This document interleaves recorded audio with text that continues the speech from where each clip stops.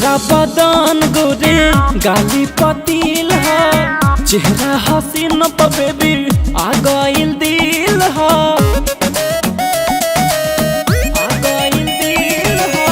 गोरा बदन गोरे गाली पतिल है, चेहरा हसीन पर बेबी आ गइल दिल है। हाई हील सैंडल पहन के घूमेलू बाजारे,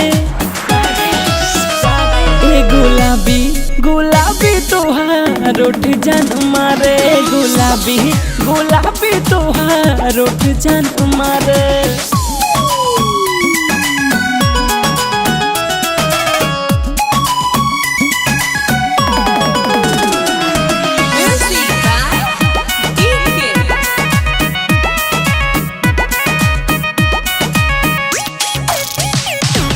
रहिया पे जाने जब चले लू, काला चश्मा तू अखिया पे धोले लू, लागे भीड़ जहाँ जहाँ से निकले लू, सीधा दिल के भीतरिया हॉले लू।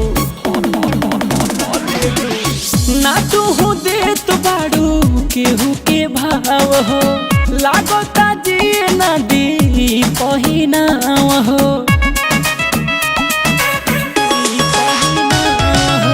ना तू हो दे तो बाड़ू केहू के भाव हो,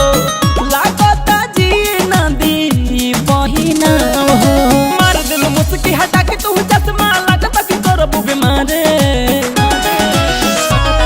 गुलाबी गुलाबी तोहार रोट जान मारे, गुलाबी गुलाबी तोहार रोट जान मारे।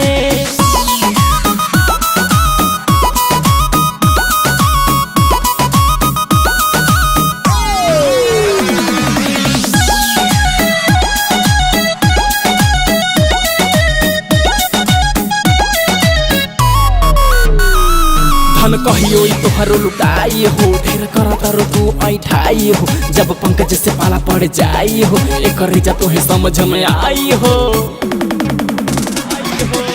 पैसा वाली बाड़ू ऐसे इतना तोड़ेलू, गोलुआ से नहीं कबो जान हो तू जुड़ेलू,